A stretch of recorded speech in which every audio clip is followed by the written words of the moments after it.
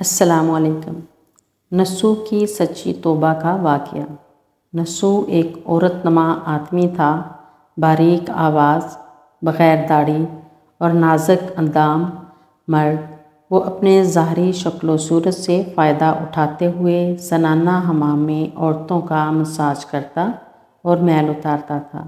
کوئی بھی اس کی اس حقیقت سے واقف نہیں تھا، سبھی اس کو عورت سمجھتے تھے۔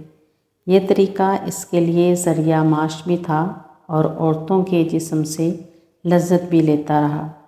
کئی بار وجدان کی ملامت کرنے پر اس نے اس کام سے توبہ بھی کی، لیکن ہمیشہ توبہ توڑتا رہا۔ ایک دن بادشاہ کی بیٹی حمام گئی۔ حمام اور مساج کرنے کے بعد پتہ چلا کہ اس کا گوہر موتی یا ہیرا کھو گیا ہے۔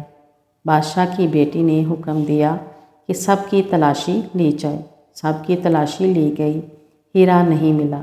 نسو رسوائی کے ڈر کی وجہ سے ایک جگہ چھپ گیا۔ جب اس نے دیکھا کہ شہزادی کی کنیزیں اسے ڈھونڈ رہی ہیں، سچے دل سے خدا کو پکارا اور خدا کی درگاہ میں دل سے توبہ کی اور وعدہ کیا کہ آئندہ کبھی بھی یہ کام نہیں کرے گا۔ میری لاج رکھ۔ اچانک باہر سے آواز آئی کہ نسو کو چھوڑ دو، ہیرا مل گیا ہے۔ نسو نم آنکھوں سے شہزادی سے رخصت لے کر گھر آ گیا۔ نسو نے قدرت کا کرشمہ دیکھ لیا تھا اور ہمیشہ ہمیشہ کے لیے اس کام سے توبہ کر دی۔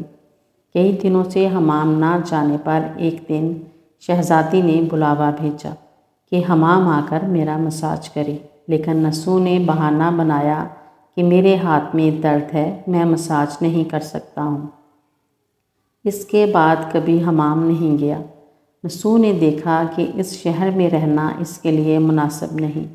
سبھی عورتیں اس کو چاہتی ہیں اور اس کے ہاتھ سے مساج لینا پسند کرتی ہیں۔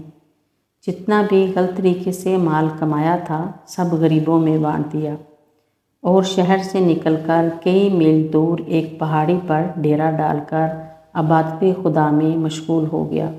ایک دن اس کی نظر ایک بھینس پر پڑی جو اس کے قریب گھاس چر رہی تھی۔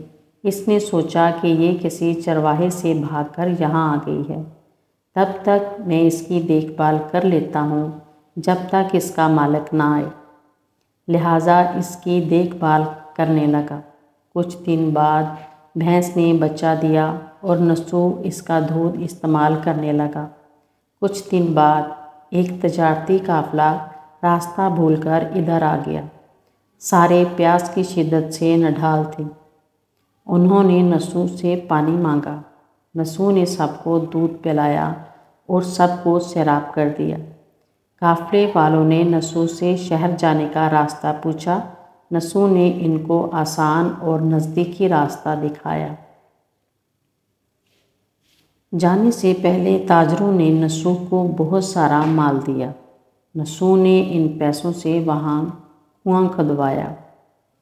آہستہ آہستہ وہاں لوگ بسنے لگے اور عمارتیں بننے لگیں۔ وہاں کے لوگ نسو کو بڑی عزت اور احترام سے دیکھتے تھے۔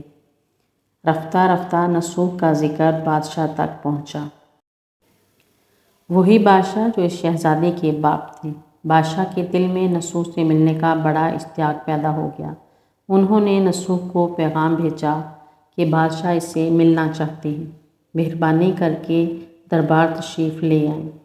جب نسو کو بادشاہ کا پیغام ملا، انہوں نے ملنے سے انکار کر دیا اور معذرت چاہی کہ مجھے بہت سارے کام ہیں، میں نہیں آ سکتا۔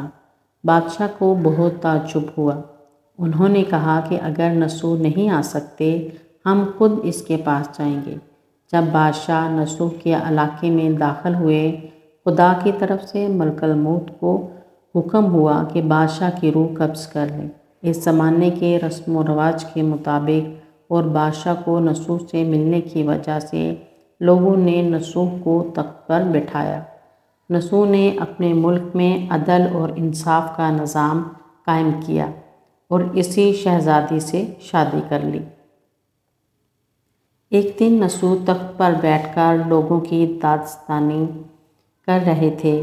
ایک شخص وارد ہوا اور کہنے لگے کہ کچھ سال پہلے میری بھینس گم ہو گئی تھی۔ آپ کی عدالت سے اپنی بھینس کا طلبگار ہوں۔ نسو نے کہا کہ تمہاری بھینس میرے پاس ہے۔ آج جو کچھ میرے پاس ہے وہ تمہاری بھینس کی وجہ سے ہی ہے۔ نسو نے حکم دیا کہ اس کے سارے مال اور دولت کا آدھا حصہ بھینس کے مالک کو دیا جائے۔ وہ شخص خدا کے حکم سے کہنے لگا، اے نسو، جان لو، نہ میں انسان ہوں اور نہ ہی وہ جانور بھینس ہے، بلکہ ہم 2 فرشتے ہیں، تمہیں امتحان کرنے کے لیے آئے تھے۔ سارا مال اور دولت تمہارے سچے دل سے توبہ کرنے کا نتیجہ ہے۔ یہ سب کچھ تمہیں مبارک ہو۔ وہ دونوں فرشتے نظروں سے غائب ہو گئے۔ اسی وجہ سے سچے دل سے توبہ کرنے کو توبہ نصوح کہتے ہیں۔ آئیے ہم سب بھی مل کر دعا کریں کہ اللہ تعالی ہمیں بھی توبہ نصوح کرنے کی توفیق عطا فرمائے۔ آمین ثم آمین۔ میرے چینل کو سبسکرائب کریں، ویڈیو کو لائک اور شیئر کریں۔ اللہ حافظ۔